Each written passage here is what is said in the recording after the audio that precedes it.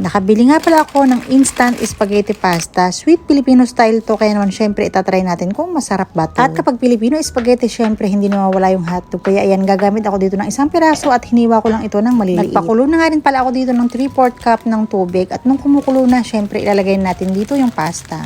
Nakalagay nga pala dito sa packaging. So ayan, 4 minutes mo siyang lulutuin. Kaya naman yung 3/4 cup ng ginamit kong tubig ay hindi ko na siya i-drain. So hihintayin ko na lang na ma-absorb ng noodles yung tubig kasi 4 minutes pa naman ito. Inilagay ko na nga rin pala dito yung mga seasoning. Bali, meron pala siyang 3 klase. Yung parang powder, and meron siyang parang spaghetti oil, parang ganun siya. And meron din siyang parang dried meat. Inilagay ko na nga rin pala dito yung hiniwa kong hotdog at maglalagay nga rin pala ako dito ng cheddar cheese. Ayan, luto na. So, yung atake nito is yung parang masosi. Kasi yung gusto ko sa spaghetti is yung parang masosi siya ng konti. Naglagay na nga rin pala ako dito ng konting parmesan cheese. At dahon ng sibuyas, pampaechos. Ito na yung aking nilutong instant spaghetti pasta. So, ayan, itry na natin.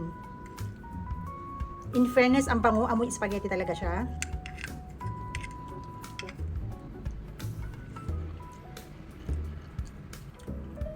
Ang sarap ah. Talaga yung lasa niya, Pinoy na Pinoy spaghetti talaga guys. Ang sarap. Promise, sobrang sarap niya. Di ba kapag nagkikrave ka ng spaghetti, so bumili ka na lang ng ganito. Ang sarap at ang bilis pang lutuin. Sarap. Sabi.